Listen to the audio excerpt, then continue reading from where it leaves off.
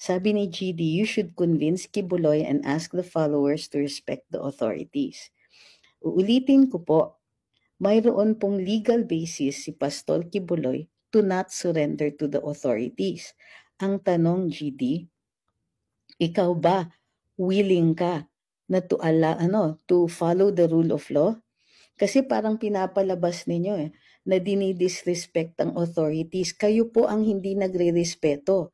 Doon sa kaso ng Dacer, nag-rule ang Supreme Court na ang pagtatago ni Panfilo Lacson, noong time may 2 siyang outstanding warrants for murder, but he questioned the finding of probable cause at the prosecutor's office. He had no obligation to turn himself in and should suffer no negative reactions for that. Uulitin ko. Ito po ay batas. Dahil ang Korte Suprema, kapag nag-decide sila ng kaso, yan po ay nagiging batas. So, pagdating po sa pagsusurrender, pagdating po sa sa determination kung whether or not ang failure niya to appear at his arraignment can be considered an indication of flight as an indication of guilt, sinabi ng Korte Suprema, hindi po totoo yan. So muli, GD, you can get off your soapbox. You can get off your high horse. Pinalalabas ninyo na kami ang nagkukonsinti sa illegal na ginagawa ni Pastor Kibuloy when it is actually you. Because you want us to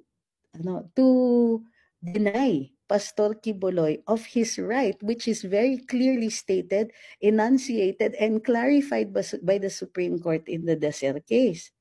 So I'm sorry, GD, you are not only wrong, but you are in the wrong.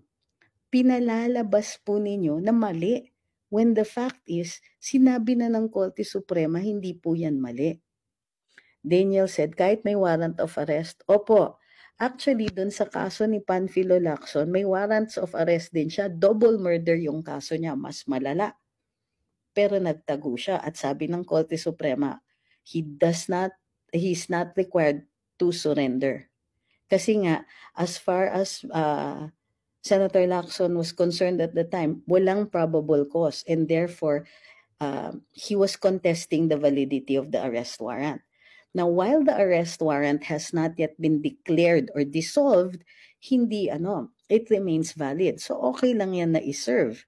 Kung na-discover noon, kung nahanap si Senator Lacson noon, it would have been served on him. Pero, he did not have the obligation to turn himself in. The same case applies to Pastor Kibuloy. Okay?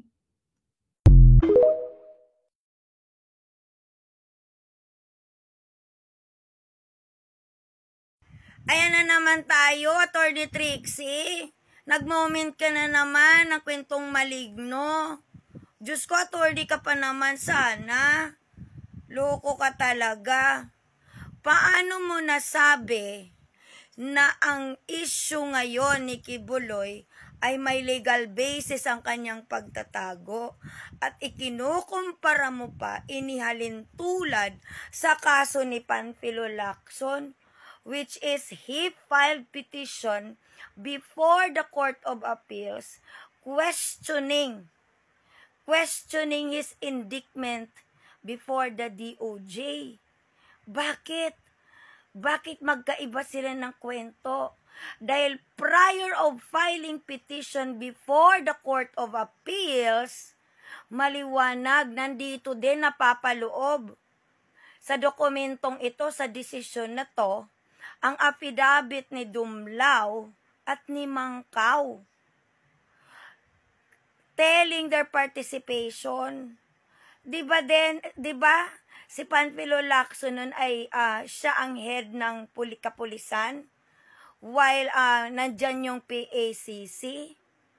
So dito kaya nag-grant ang kanyang petition dahil na-establish niya na may abuse of discretion ang DOJ dahil hindi na ilatag ang saktong ebidensya based on the affidavit na inaisubmit ni Dumlao at ni Mangkaw.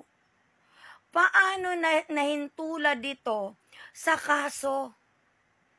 Sa kaso ni Kibuloy.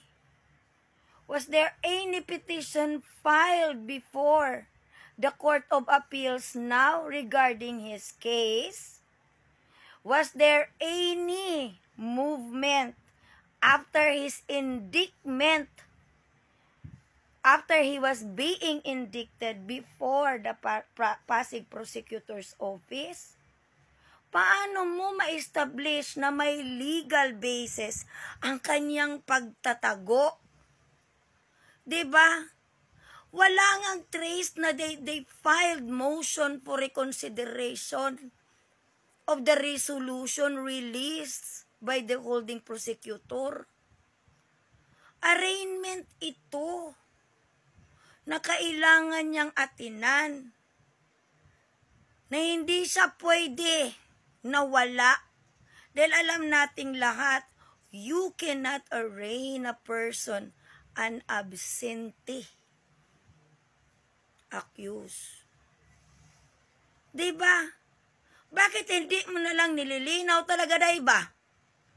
Na kaya siya nagtatago dahil ang kaso ng human trafficking is non-bailable at talagang ikukulong siya, hindi mikos-mikos. Dahil dalawa ang kaso niya. RA 7610 Section 5 Paragraph 4 and RA Section 10 Other Abuses, Forms of Abuses. Yun maaari siyang magpiyansa. However, this human trafficking, no bail. Kaya talagang kailangan niyang magsumite sa warrant.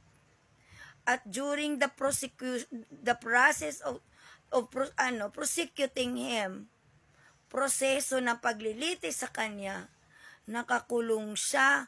Yan ang ayaw ni Kibuloy. Huwag mo nang imikos-mikos na may legal basis siya. Idamay-damay mo pa yung issue ni Panfilo Lacson. Diyos mio kaday. Nakarami ka na, ha? Nakarami ka na. Oo. Nakailang fake news ka na ba? Nung may isang kinontent din ako dito, maliwanag na inamin na sa harapan mo ni Rodrigo Roa Duterte na nasa maisog rally, mga NPA. Gina-justify mo pa talaga, day, na once an NPA sila. Pero an NPA, nag-retorni man yan NPA pa rin sila. Naging NPA pa din sila. Kaya yung script nyo dyan, na ibabato nyo sa kung sino-sino yung nagtatanong, i-red tag nyo na as NPA. Iutot nyo yan. Napapalipstick tuloy ako sa'yo, oy. Naluluka. Meron ka pang issue sa Heraldic Act. Yung hindi mo pagkuda, na drawingan yung flag. Tas alagay na magsenador ka pa. Jesus Maria Santissima. Hindi namin papayagan talaga, day, na may isang uupo na kagaya mo ang mindset. No, no, no. Not in this lifetime, Satan. No. Anyway, ingat. Bakit naman kasi? Nabumpikat ka na nga dun sa kwentong dalig, di ba? Dun sa barangay, nagpupunta ka. For RA 10175, dinala nyo pa sa barangay. O Trixie, Attorney Trixie. O, last mo na yan, ha? Love, love.